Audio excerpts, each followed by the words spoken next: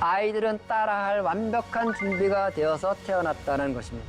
부모는 잘 보여주도록 스스로와 싸워야 된다는 것. 아이 앞에서 항상 긍정적이고 밝고 웃는 모습을 보여주면 점점 좋은 시냅스를 만드는 아이가 된다는 것이죠.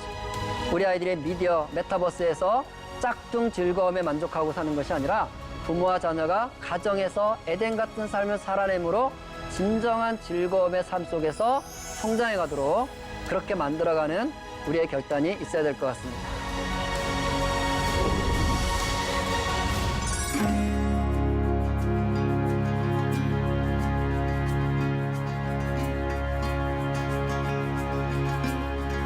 안녕하세요. 저는 사단법인 누리미디어 교육센터 권장희 소장입니다.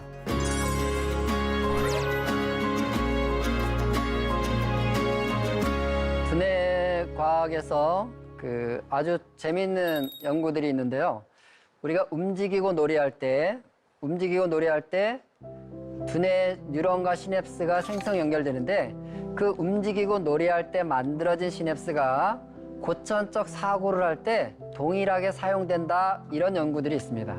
그러니까 놀이와 공부가 별개가 아니다, 이런 말이죠. 사실 우리 부모님들은 자녀를 키우면서 우리가 갖고 있는 생각 속에서 아이들을 바라보는 독특한 관점이 있습니다. 그래서 뭐냐면 우리 아이가 학습지라도 풀고 있으면 위안이 되는 거야. 안심이 되는 거야. 근데 아이가 뭔가 놀고 있으면 왠지 불안해지는 거야. 대부분 부모님들이 겪고 있는 것들이죠. 그런데 우리가 아이가 학습지 풀고 있을 때 위안이 되고 놀고 있을 때 불안한 것은 우리 안에 하나의 관점이 있기 때문인데, 이 놀이는 공부와 별개라는 관점이에요.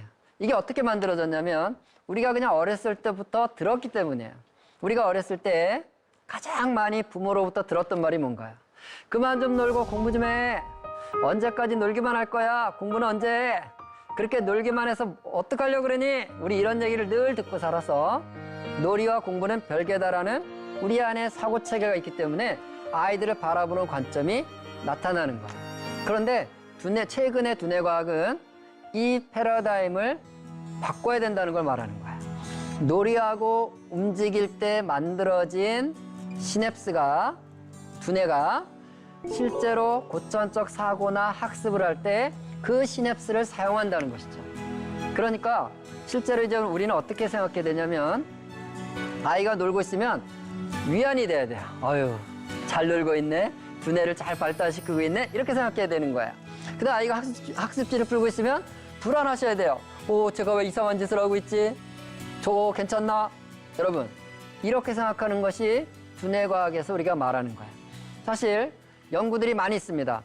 아이들이 학교 왔을 때 1시간 동안 운동이나 놀이를 시킨 다음에 공부하고 시험을 봤을 때랑 그냥 학교 오자마자 공부시키고 시험 봤을 때랑 비교해보면 움직이고 놀이한 다음에 학습을 하면 성적이 훨씬 더 높아진다는 연구들이 무수히 많이 나와 있습니다. 그런데 왜 그런지는 잘 몰랐어요. 그런데 두뇌과학에서 어떤 연구가 있냐면 놀이하고 움직임을 많이 하는 아이들의 뇌를 촬영해 보니까 그렇진 않은 아이들보다 백질의 양이 훨씬 두터웠다, 이런 얘기가 있어요. 백질은 한마디로 말하면 배터리를 말하는 거야. 우리 두뇌가 작동되려면 에너지가 필요하죠. 배터리가 필요해요. 그 배터리의 양이 많으면 백질, 하얗게 표시가 되는 거예요. 그래서 아인슈타인의 뇌를 연구하고 있다는 얘기 들어보셨죠? 아인슈타인 뇌를 해부해 봤더니요, 뇌 크기는 보통 평균인보다 작았다 그럽니다. 그러니까 머리가 크다고 머리 좋은 거 아니라는 건 이제 확인이 됐죠. 그런데 백질의 양은 평균인보다 훨씬 두터웠다는 거예요. 왜냐면 뇌를 많이 사용한 사람은 배터리가 많이 필요했다는 뜻이죠. 그런데 운동을 했을 때, 운동량을 늘렸을 때 배터리의 양이 많아졌다는 얘기는 그만큼 두뇌 여러 조직 간의 연결이 많아졌다, 이런 뜻이에요. 그러니까 많은 연결을 갖고 있으니까 학습을 할 때 훨씬 더 효율적인 학습이 일어났다, 이렇게 보는 것이죠. 그러니까 우리 아이들이 놀이와 운동과 움직임을 관찰하면서 그것이 두뇌 발달에 굉장히 중요한 요소라는 것을 우리가 인식하면 그만 좀 놀고 공부 좀 해, 우리가 이런 소리를 안 할 수 있죠.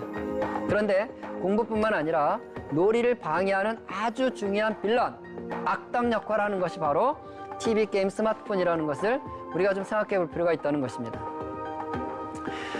이런 영역을 처음으로 연구한 학자는 와일더 펜필드라는 사람입니다. 이분은 사실은 과학적으로 뇌를 연구한 것이 아니라 뇌를 수술하는 의사였어요.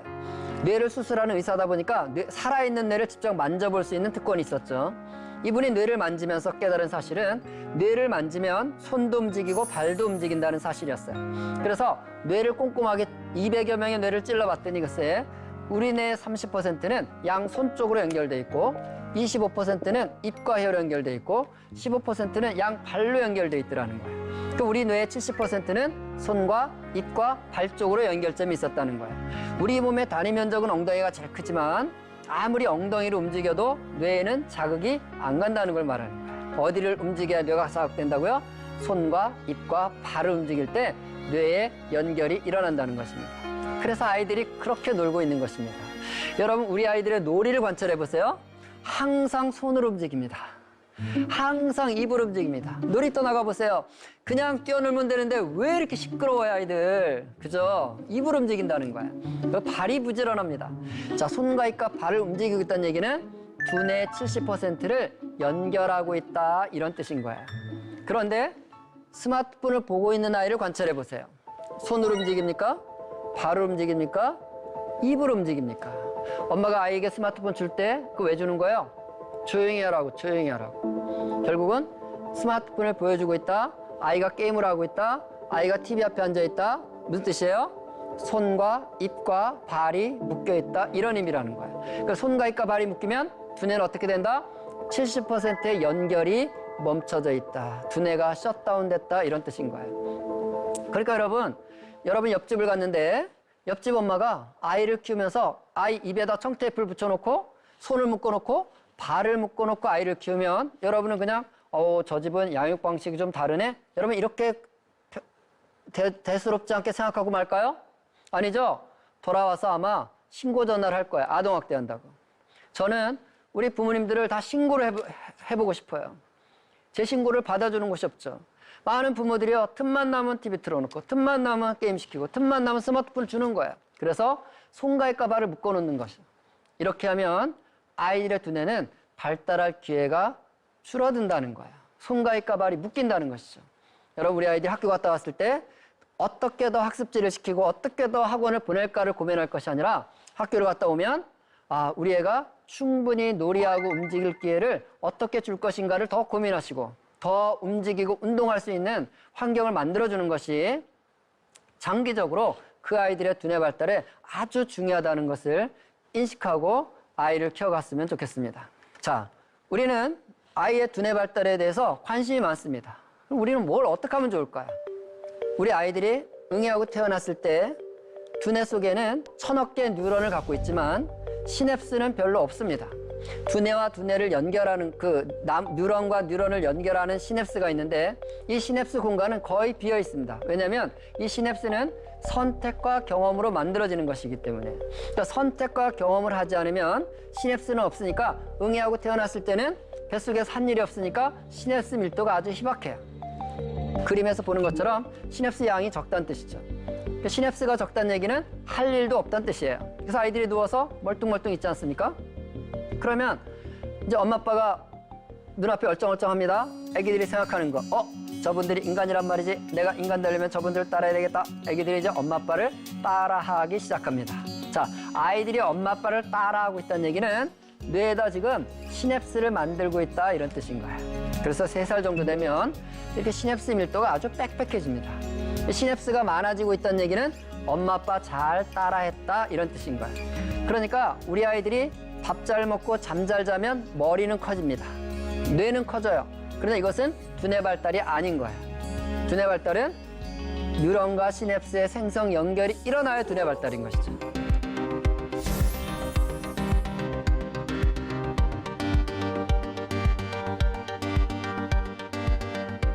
만약에 우리 아이가요, 밥은 잘 먹고 잠은 잘 자는데 따라하지는 않았다고 해보세요. 엄마 아빠가 애 앞에서 재롱을 하면서 따라봐, 까꿍까꿍 이러고 여러 가지를 하는데 아이가 따라하지 않고 째려보면서 저분들이 뭔 짓을 하는 것인가. 그리고 가만히 있었다면 우리 아이는 사람이 될 수가 없는 거야. 잘 따라해서 사람 됐다는 것이죠. 그런데 우리 아이들이 왜 따라했을까 하는 것이죠. 이것을 두뇌 과학자들이 알게 됐어요. 따라하는 이유. 자, 여기 사진이 있습니다. 뇌를 찍은 사진인데요. 위에 두 개는 좌뇌와 우뇌라서 두 개를 해놓은 것입니다. 좌뇌, 우뇌인데 이 사진은 바나나를 먹을 때 뇌를 찍은 사진이에요. 그러니까 바나나를 먹을 때 뇌를 찍었더니 저 빨갛게 나타나는 저 좌뇌와 우뇌의 저 부분이 움직인 거예요. 그러니까 바나나 먹고 있을 때 두뇌 활동을 찍은 것이죠. 아래 사진은 좌뇌, 우뇌인데 역시 앞사람이 바나나 먹는 것을 보고 있을 때 찍은 뇌야. 그러니까 사실 이 사람은 바나나 먹는 게 아니에요. 그냥 앞사람이 바나나 먹는 것을 보고만 있는데 이 뇌는 자기가 마치 바나나를 먹고 있는 듯이 움직이고 있더라는 것이죠. 그래서 이 학자는 이것을 거울신경이다, 미러 뉴런이다 이렇게 명칭을 한 거예요. 그러니까 1000억 개 뉴런이라는 나무에는 우리 뇌 속에 있는 1000억 개 뉴런에는 전부 거울이 달려있다 이거죠. 그래서 거울이 달려있어서 따라했다는 것을 말하는 거예요. 우리 아이들의 뇌에 거울이 달려있다는 사실은 부모님들에게는 아주 중요한 메시지를 주는 것입니다. 아이는 태어났습니다. 태어났다고 바로 사람이 되는 게 아니라 먹고 자서 사람 되는 것이 아니라 두뇌 안에 시냅스를 1000족에나 연결을 해야 사람이 되는 것입니다. 그런데 1000족의 시냅스를 연결하는 것이 아이 입장에서는 어려울 게 없어요. 왜요? 따라하기만 하면 되기 때문이죠. 거울이 있기 때문에. 그러니까 부모님들에게는 어떤 뜻이에요? 나는 잘 보여주어야 하는 존재다 이런 뜻이에요. 하나님께서는 우리 아이의 두뇌를 발달시키기 위해서 바로 부모라는 도구를 사용하도록 그렇게 만들어 놓으셨다 이런 뜻이에요. 우리는 아이의 두뇌 발달을 위해서 좋은 학교도 보내고 싶고 좋은 경험도 시키고 싶고 많은 걸 해주고 싶어 하죠. 그런데 가장 중요한 것은 아이 앞에서 부모가 좋은 삶을 살아내는 것이 가장 중요하다는 것을 거울 유런이 보여주는 거죠. 만약에 어떤 엄마가 자녀에게 매일 화를 내면서 인상을 쓰면서 이렇게 말한다고 해보세요. 내가 너 잘 되라고 그러는 거지 딴 뜻이 없어. 그리고 이제 소리를 지른다고 해보세요. 그럼 아이 두뇌에서는 이렇게 외치는 거야. 엄마 제발 부탁하는데 나 잘 되는 거 좀 신경 쓰지 마시고 엄마나 행복하게 살아보세요. 그러면 나는 따라갈 거거든요. 이것이 거울 뉴런의 외침이라는 거예요. 아이들은 따라할 완벽한 준비가 되어서 태어났다는 것입니다. 부모는 잘 보여주도록 스스로와 싸워야 된다는 거예요. 그러니까 부모가 되는 과정은 자식과 싸우는 존재가 아니라 자신과 싸워서 이기는 존재가 되어야 된다는 거예요. 내가 성질나는 대로, 화나는 대로, 내 기분 내키는 대로 그냥 살면 아이들은 그 모습을 보면서 그 시냅스를 만들게 된다는 거예요. 그런데 내가 화가 나지만 긍정적인 마음으로 선택을 바꾸고 내 태도를 바꾸고 아이 앞에서 항상 긍정적이고 밝고 웃는 모습을 보여주면 아이는 그 거울을 같은 이미지를 뇌 속에다 만들면서 점점 좋은 시냅스를 만드는 아이가 된다는 것이죠. 그러니까 우리가 말씀을 묵상하고 성령을 힘입어 기도하면서 좋은 선택을 할 수 있는 자기와의 싸움을 하는 부르심이 있는 것입니다. 아무든지 나를 따라오려거든 자기를 부인하고 자기 십자가를 지고 나를 쫓으라. 그리스도 예수의 사람들은 육체와 함께 정과 욕심을 십자가에 못 박았느니라. 내가 그리스도와 함께 십자가에 못 박혔나니 그런즉 이제 내가 사는 것이 아니라 내 안에 그리스도께서 사신 것이라. 내 성질대로 살지 않고 그리스도 안에서 내 삶을 바꿔나가는 것이 그것이 아이의 시냅스를 만드는 가장 중요한 도구라는 사실을 보여주는 것입니다. 우리 이런 얘기 많이 하잖아요. 아우 저놈은 걷는 게 제 아비랑 똑같아요. 이런 얘기 많이 하죠. 여러분 이 아이가 아빠가 좋아서 따라하는 게 아니라는 사실을 아셔야 돼요. 아빠가 좋아서 따라하는 게 아니라 이 아이는 3살 때 유모차에 앉아있을 때부터 뭘 보고 살았어요? 예, 아빠의 걷는 모습이 늘 보였다고요. 보인다는 건 이미 거울이 있기 때문에 두뇌 안에 같은 모양을 만든다는 걸 말하는 거예요. 아빠 밥 먹으면서 스마트폰 하고 있습니다. 엄마 밥 먹으면서 스마트폰 하고 있습니다. 아이는 물론 밥만 먹고 있습니다. 자, 우리는 우리의 선택과 경험이 시냅스 모양을 만든다고 했어요. 두뇌를 만든다고 그랬어요. 그러니까 엄마 아빠가 스마트폰을 하고 있으면 두뇌도 같은 모양을 만들죠. 아이는 스마트폰을 안 하고 있죠. 그런데 유감스럽지만 아이의 뇌에는 뭐가 있다고요? 거울이 달려 있다는 거예요. 그러면 세 사람의 시냅스 모양은 똑같다는 것을 말하는 것입니다. 그러니까 여러분, 우리가 자녀들에게 TV 그만 봐라, 게임 그만해라, 또 스마트폰 하니 이렇게 말할 때가 아니라는 거예요. 우리 아이가 엄마 아빠를 보고 있을 때 엄마인 내가, 아빠인 내가 무엇을 보여주고 있는지를 먼저 점검해 보자는 것입니다. 한번 지난 한 달을 돌아볼까요? 아니, 지난 열흘, 일주일만 돌아보시죠. 지난 일주일 동안 아이 앞에서 엄마가 보여준 게 뭐였나, 아빠가 보여준 게 뭐였나를 한번 확인해 보세요.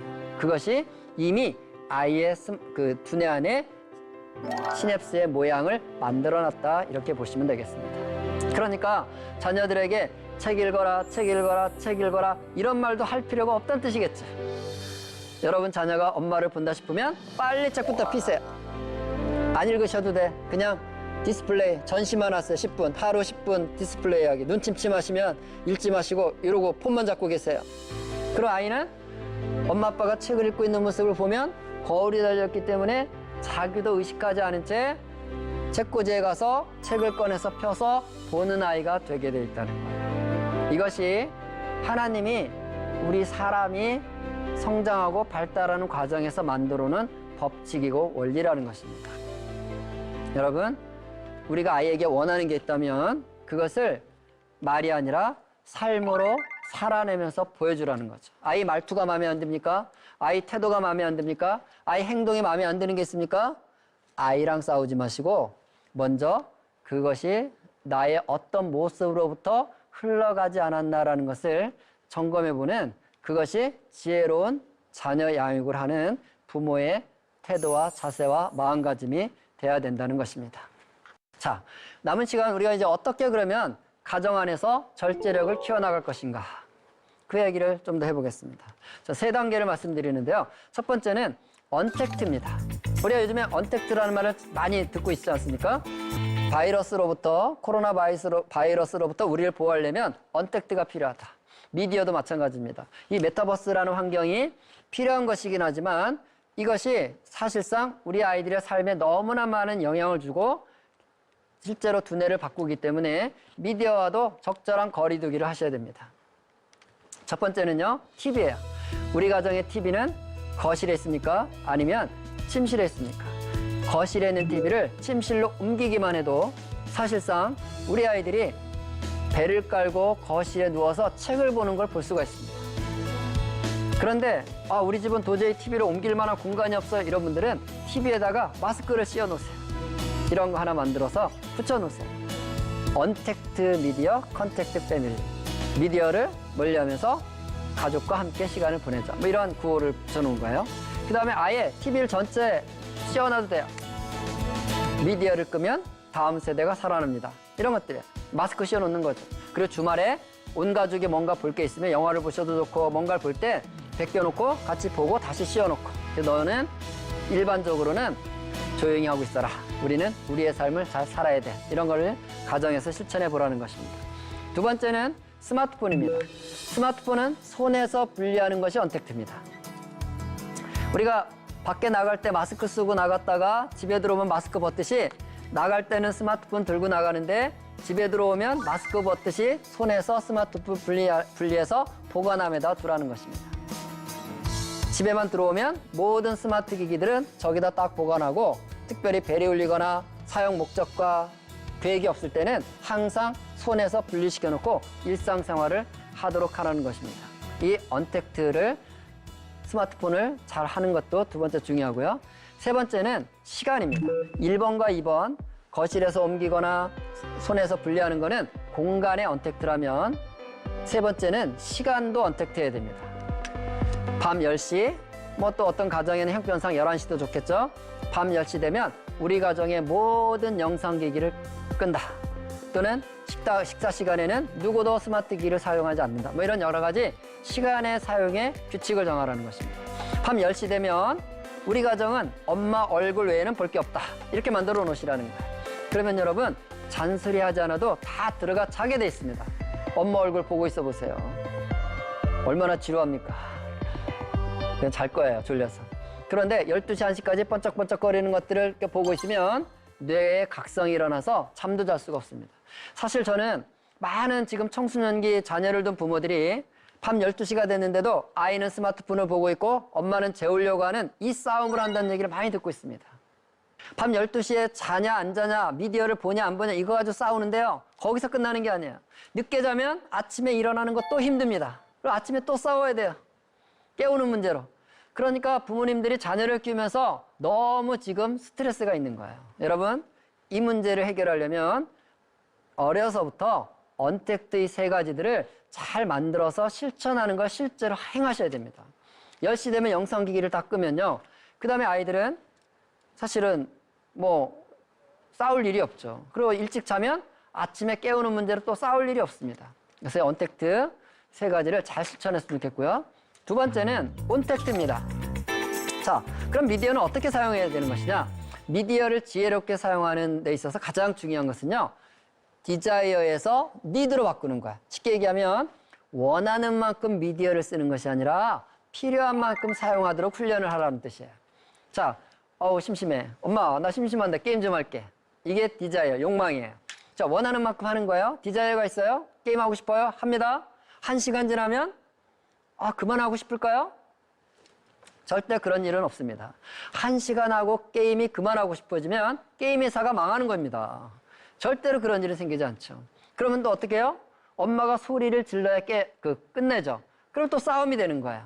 어떻게 하냐면 수요일 5시부터 6시까지 게임을 한다. 이렇게 시간을 미리 정해놓으라는 거예요. 그러면 아이가 그 시간에 니드, 필요한 만큼 게임을 하는데 6시가 돼도 욕망은 사라지지 않아요. 더 하고 싶은 마음은 없어지지 않아요. 근데 왜 꺼야 돼요?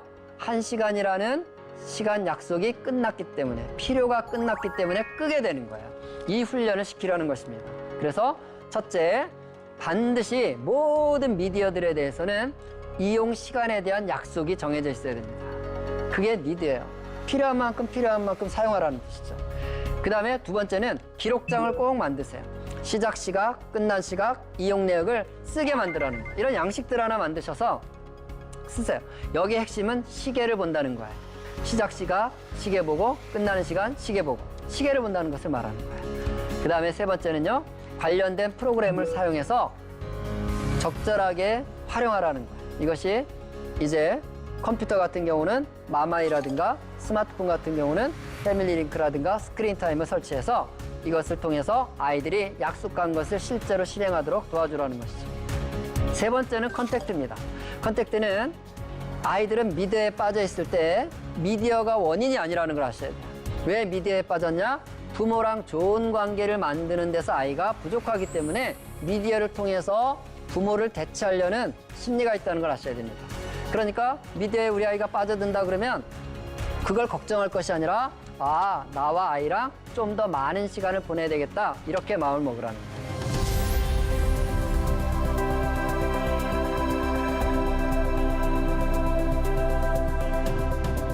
그럼 어떻게 아이랑 좋은 시간을 갖느냐? 가정 예배를 회복하라는 것입니다. 가정에서 예배하면서 자녀들과 시간을 보냈으면 좋겠습니다. 그러니까 아이들이 TV, 게임, 스마트폰의 즐거움보다 부모와 함께 시간을 보내는 것이 즐겁도록 만드는 것이 궁극적으로 미디어를 극복하고 가정을 회복하는 길인 거예요. 그러니까 가정을 바로 에덴으로 만들어야 된다는 것이죠. 이사야서 51장 3절은 이렇게 얘기합니다.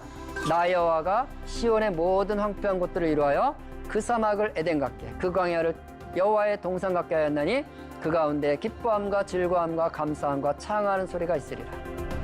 여러분, 어떤 사람들이 우리나라 가정을 이렇게 얘기해요. 대한민국 가정은 사랑과 돌봄의 공동체가 아니라 대학 입학 프로젝트 공동체다. 너 이 대학을 날 먹고 살 수 있다. 이 대학 가려면 이런 고등학교 나와야 된다. 이런 고등학교 가려면 이런 중학교 가야 돼. 이런 중학교 가려면 초등학교를 잘 다녀야 돼. 초등학교 이렇게 하려면 유치원부터 뭘 해야 돼. 이러면서 대학 입학 프로젝트 공동체를 한다는 거죠.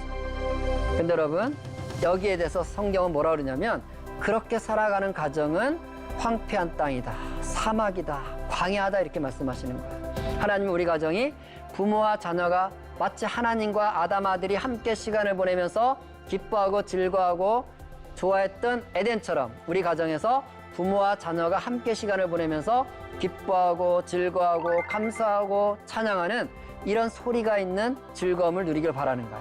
물론 TV도 즐겁고 게임도 재밌고 스마트폰도 즐거워요. 근데 이런 즐거움은 짝퉁 즐거움이에요. 이것은 금방 끝나는 즐거움이에요.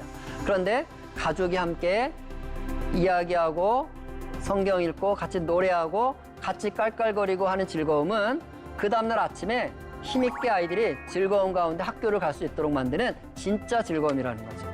우리 아이들의 미디어, 메타버스에서 짝퉁 즐거움에 만족하고 사는 것이 아니라 부모와 자녀가 가정에서 에덴 같은 삶을 살아내므로 진정한 즐거움의 삶 속에서 성장해 가도록 그렇게 만들어가는 우리의 결단이 있어야 될 것 같습니다. 마치겠습니다.